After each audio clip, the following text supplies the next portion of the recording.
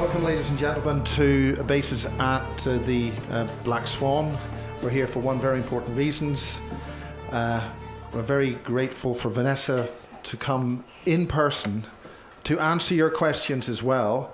So I'll have this microphone and we'll pass it around as best as we can. I'll probably have a radio mic which people can pass around, and that's probably easier, this radio mic I've got. So thank you very much, Vanessa. This is very serious circumstances, very sad. But, okay, thank you, Vanessa Bates. All right. Hello. Hello, everybody. I'm glad to be here, and glad to be here almost a year, well, certainly a year since I lost Max. Just a moment of sadness there. Outside of that, I'm happy to be here because coming up for a year from now, he would have been here or somewhere similar, probably in fact here, speaking 4 miles.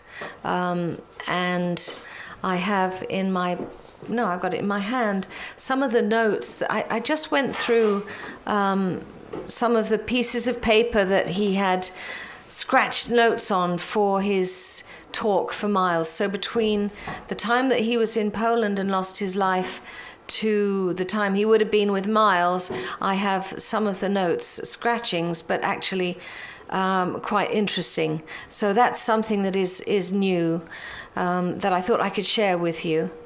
It's been a hell of a year. It's been horrendous, to say the least. It exploded into something that I never expected.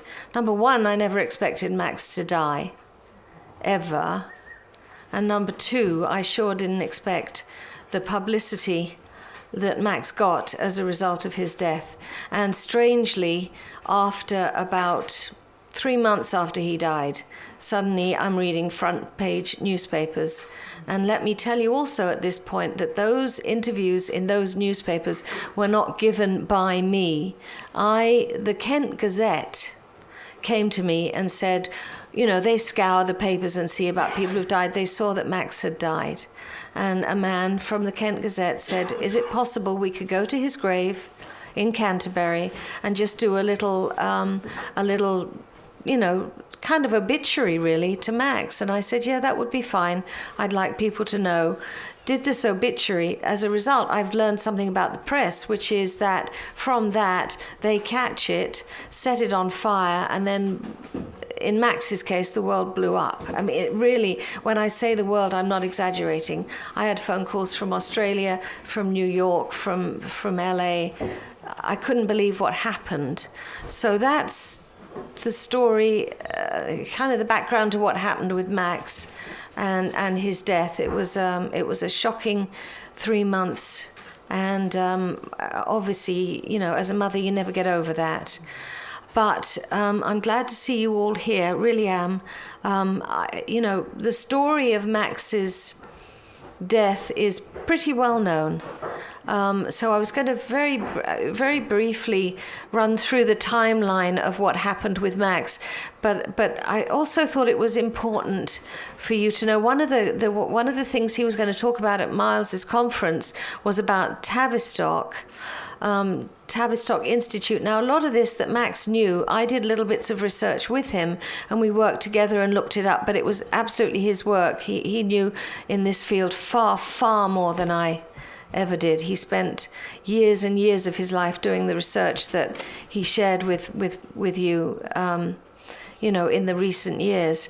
But certainly, I think as a result of the Tavistock, which was what he was going to talk about, I wanted to say that his links to Tavistock are from his grandfather, my father, who was an actor who went to RADA and then the Old Vic and then wound up doing a lot of films in the States. But the link is important, really, because of my father in the Second World War wound up doing 4.5 years in Changi jail. And so there was some research done in Tavistock of people who were prisoners of war. Now, again, I know about my dad. I don't know about the research that went on, but I do know that there was research done as to what limits someone who can go to who has been tortured or has just endured what you would endure in somewhere like a Japanese prisoner of war camp. He was captured 4 weeks after he decided to go and sign up, and that was kind of the end of him. You know, there were letters home saying that he was missing in action, presumed dead. His mum drew money for those 4 years for him, I think 7 and 6 for a week for the fact that her son was lost. And then when he came back 4.5 years later, they tried to claim that money back from her. We're talking about a lady who lived in Hackney and certainly didn't have that 7 and 6 to give back. But the reason I'm saying it is because it's the history of Max. So we've got Max, his granddad, who was a huge impact on him. My father was very interested in the afterlife, in past life, in UFOs, in all sorts of areas that Max was kind of triggered with as a very young boy. He was, I can't remember how old he was when he died, but he would have been about 15. So there was plenty of time for him to know his grandfather. And his grandfather was a big influence, and I thought that was an important thing to know. So we've got the background to Max, and we've got the background, a little bit at least. He then, after Dad died, his interest started to peak probably when he was about 18.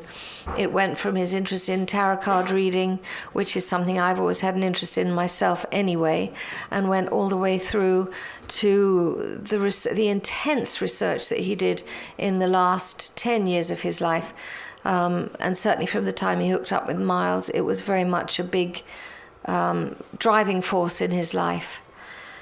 So that's just a little bit about where he came from. In regards to the timeline for Max, there was all this time sitting and reading and doing his research and talking to me. And in 2008, which is recorded somewhere, he had a kind of blinding vision of a moment where he knew that his destiny kind of was to share his knowledge with whoever was interested in listening to him. From that point on, he started to work. He was in LA at the time, and then he returned to Canterbury, I think 2013, 2014. His grandmother, my mum, was very ill. He came back to see her, and he said to me, "Mum, I've got to stay. I need to stay." His early years had been in Canterbury anyway, so he decided he wanted to return to Canterbury. His schooling was there, and his early life was all set in Canterbury. So we had this period of time where he was in Canterbury. We had a good 2 or 3 years where I was talking to him about his research and his work. And as I say, I can't tell you an awful lot about it. Some of it was beyond me. Some of it was well beyond me. He would talk to me and bounce off me for my ideas, but I didn't really understand an awful lot of it. I am an English teacher, and it's a little different from what he was interested in. But I always listened and I always believed. I've always been a huge believer in Max, and the loss of him is more than I could ever tell you. So here we are today. A little bit difficult to talk about the timeline of his passing over. It's a really, really sad story, because more than anything, he should be here. He shouldn't be gone. I feel that like overwhelmingly. I went to his grave on the 16th of July with Richard, his friend who's with me here today, and we just stood there and looked at this grave and looked at each other and said, well, this is crazy. What is he doing there? It really is the most shocking story. So really, if I was to put it in a nutshell, it's that he did his work over here, and he decided, somebody approached him. I believe it was Stuart Swerdlow. I really do. And he said, let's do some work in Poland. There's a conference coming up. Let's do it. Max was keen. Max went over, prepared a little talk, and did this beautiful talk, as far as I can see, in Poland. He fell in love with Poland. He thought it was a beautiful country. no connection whatsoever in our family with Poland, none whatsoever. Apart from the Second World War, that's the only link I can find. Anyway, he said, "Mum, it's beautiful." But he had something about him that was unsettled. He didn't have any unsettled feeling about going. He wanted to return after he'd done the talk. But he said, "I feel that there are people who are working against me." And obviously I asked him, I said, "Why? What are you talking about, Max? You know, don't want to worry." Always worried about him, my first child, my first boy. And however old he was, which was 39, you know, for those of you who are mums, you don't let go. Trust me, even if you've got little ones, it doesn't alter as they get bigger. You still worry the life out of you. So, you know, he said to me, "Mum, I feel," and he absolutely did say to me, "If anything, I feel people are out to get me. If anything happens to me, please investigate." And that was as clear as day. He said it to me, and of course it worried me. And I said to him, of course I would. So that was as far as we went with the conversation about that. But then we did go a little step further in that we looked at his astrological chart. We looked at where Pluto was positioned, for those of you who know a little bit about astrology. And we saw that he did have a rather dark aspect in Pluto. So for me, that bothered me just a little bit more, but no more than that. So he went to Poland.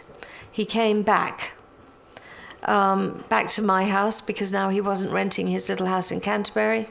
He was staying with me. So I had a beautiful couple of weeks with Max before he said, "I'm going back." He wanted his son to go and stay with him for a little while. He has a son of 19. And he said to me, "Mum, get out as soon as you can. We'll be able to go out and have sushi, and it'll be, you know, it costs like £20 for 4 people with wine." So it was all sounded great. That was as far as he tried to lure me out there. But in that 2 weeks that he was back, there was a change in Max. He was still Max, but there was a kind of agitation about him.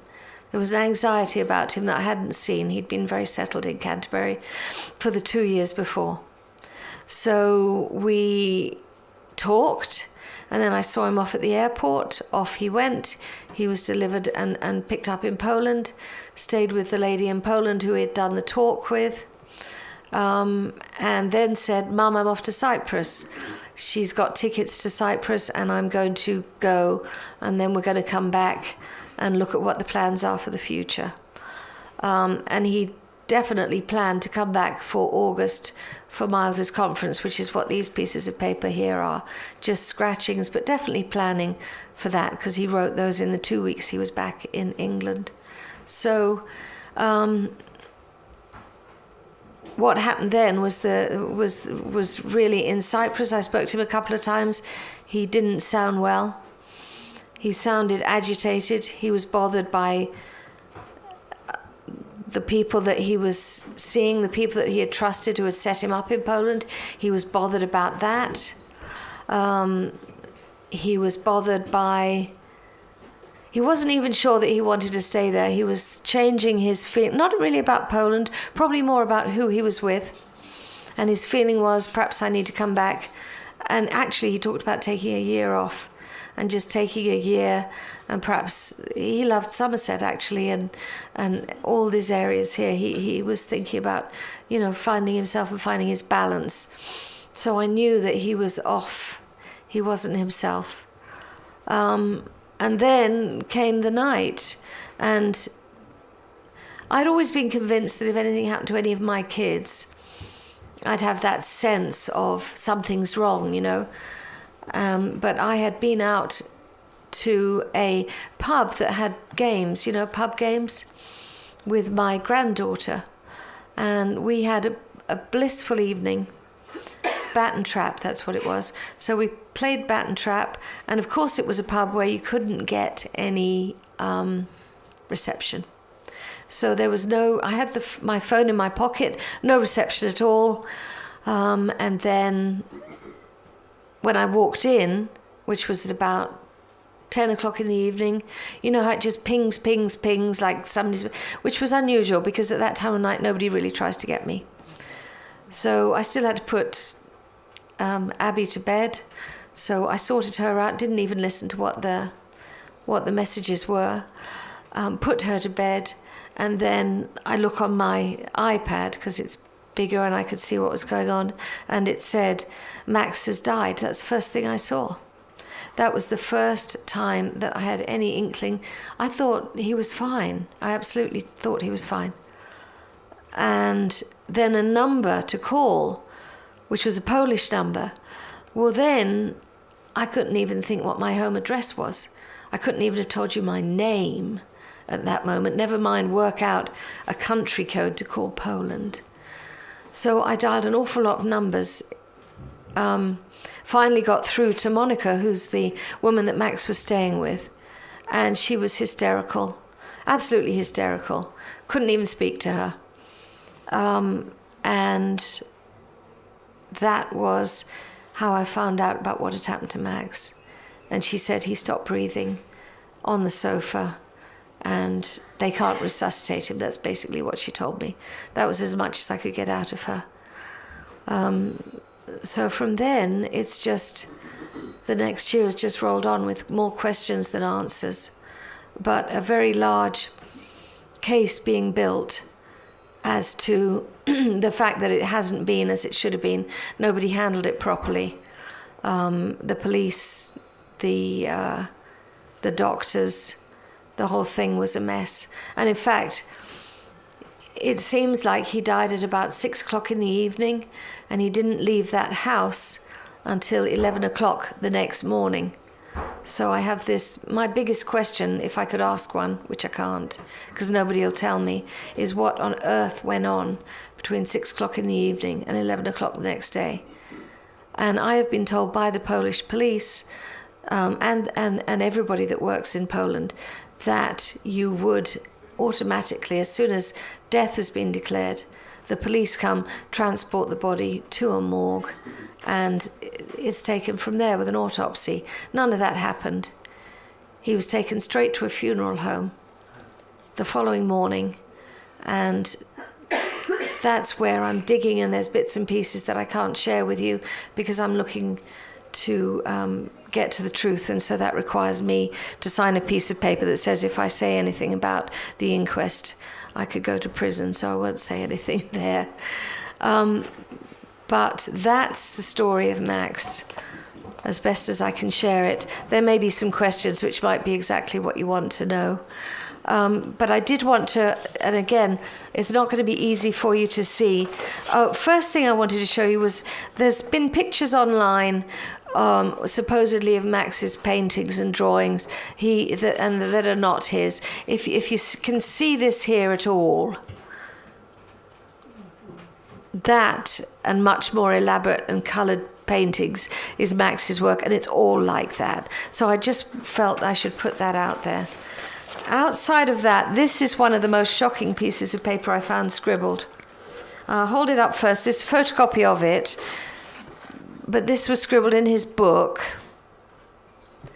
And what I can tell you is it says betrayal, death, resurrection. Those are the 3 words. And then it's got written in, I think, 3 places on it, 777. Bear in mind, this was written before he went back to Poland, and he died on the 16th of July, 2016. So that is certainly strange. Can say no more about that, other than that it's very strange. This one has got Miles's name on it, and I have no idea what the sigil is. I'm hoping it's all good stuff, but I thought I'd show it. That says Miles Johnston there, and this is the kind of stuff Max did, and he wouldn't talk to me about it, and I don't know what the sigil is, but it was right before he was doing, so it was probably some sort of a blessing. But he did things like this and put them in pockets, put them in the garden, burned them, put candles over them, all sorts of stuff like that. So he had some of that going on. This conference was very important to him. And he did a lot of work. And all of this here, these are his notes on Tavistock. And again, It's really just notes on the power of Tavistock, which is this place in London where they do a lot of research on trauma. But one of the key things it says is that and I looked at this online, the Tavistock goal is to break down the strength of the individual in order to render him helpless. So that's what Tavistock was about, and that's what Max was wanting to talk about. And probably a lot of you in here know more about that than I do. But certainly we had the links in that my dad, the trauma of the Changi. Actually, I was born in the Royal Free Hospital, so when I told Max that, he said, "Oh my God, Mum, you were born there." You know, I didn't think too much of it, but he was looking all the time for links, you know, what links with what, because he didn't trust in what he was being fed. So that's the other thing. And then this one here is, again, it must have been the Tavistock talk, because it has Tavistock in the center right there. And then SRI, I'm not sure where it is, what it is. And then, what else did it say? Subliminal, which I guess is part of the way the training works. Anagrams. And Sussex University.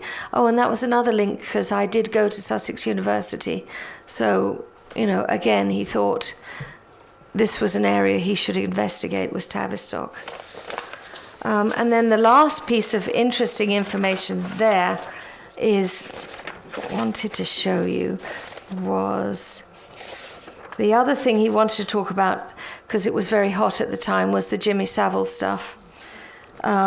And he did have, because we've wondered, those who I'm close to, about if this was somebody's life taken, which really does feel to me like it was. It really does. And I wouldn't go there. I so wouldn't go there unless I believed it. Is that it was either jealousy, because although he wasn't a big name, he was on the up.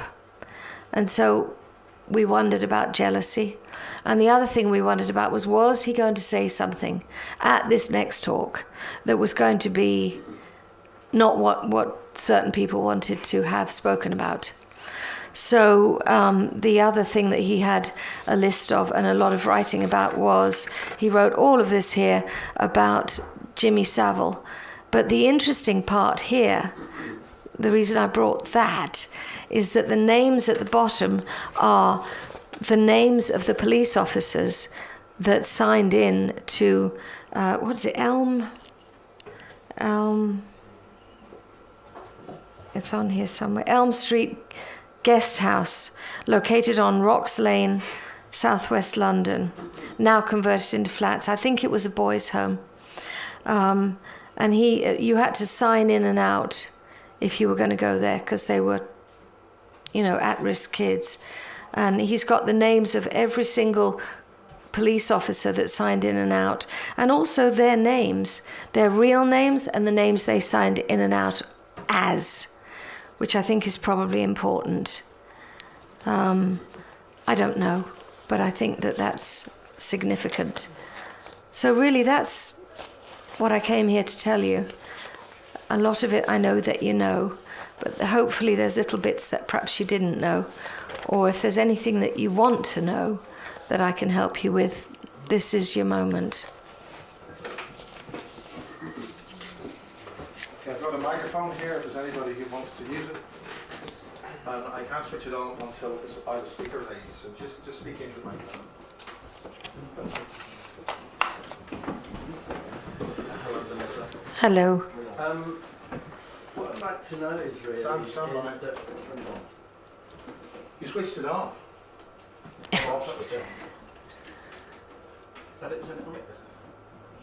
Now? Okay, Yeah, we've got that's it. Yeah, what I wanted to know was your husband, Max's father, he was an envoy, wasn't he? Yes. High up, Yes. wasn't he? Yes.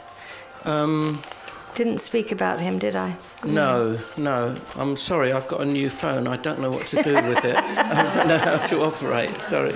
So let's just bear with it till it goes off, I'm sorry. Yes, he was an envoy, and wherever he went, he was surrounded by big burly security people. That's true. That's 100% true. And hold on, for the sake of the recording, could you just pause until your phone's switched off and ask it again? Poor man. Yeah, it's, only people with the most stupid phones should keep them switched on. That's a hint to anybody else. Could you just make sure your phone's off, because I don't want to have the recording with this. Okay? Okay, ask it again. First time. Okay, I understand that your husband, Max's father, was an envoy. Yes. And in that, he was always surrounded by big burly security men. Correct. Right. Now, also, his father's line were, you'll have to correct me if I'm wrong, was he part of one of the families that ruled the planet? Well, this is what Max was researching, and this is certainly a key thing that he believed was so. I don't know your answer to that, but I do know he was surrounded by big burly men with machine guns. That I can tell you is so, right. And he was high up.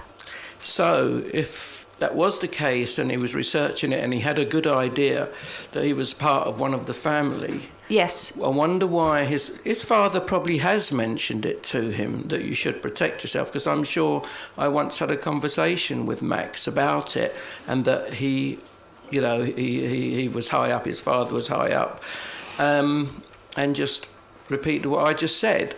So my thoughts were why Max didn't really look after himself and have a minder of some description to look after him. That was a big thing that I think and I feel about. But you can't answer that. I can't answer that. I can tell you that he, I say youth, he wasn't that young by the end, but still see him as youth. I think that he thought he was invincible. He kept himself in tip-top condition. He was incredibly strong. He was at the gym every day and ran 5 miles. He was like in peak condition, so he would have thought that nobody could protect him better than he could himself, which is not true, but I believe he would say that. And most of his minders were of the female variety, I would say. Yeah.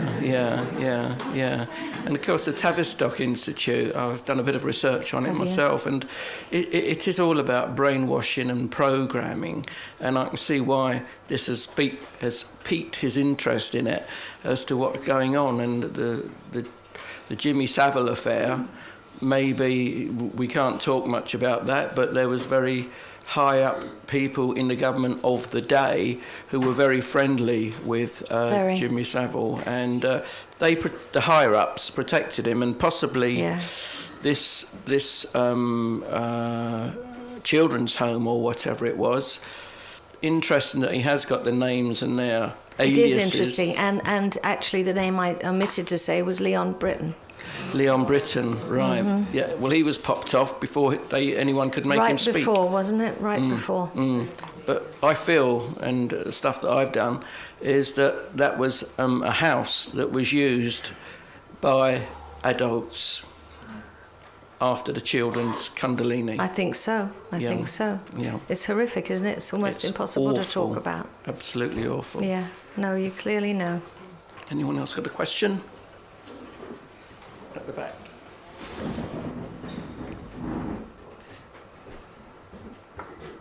Hi. Hello. Thank you very much for coming to see us. I appreciate that, and it's very courageous and brave of you. Oh, and thank you. I'm sure we're very grateful for you to be here today. I want to help if I can in a little way. You said you were unsure what SRI stood for. Yeah. I believe it's Stanford Research Institute. And there you are. There's plenty of information on that. It is, isn't it? Because that's links with Sussex. That's right. There you go. That does help. I'm very grateful to be able to add a little piece to the puzzle. Thank you. Thank you. Thank you. Okay. Anything else? Okay. You just pass it to whoever wants to. I think we're done, Miles. Okay. Okay. Well, thank you very much, Vanessa. Okay. All right. Thank you. Thank you.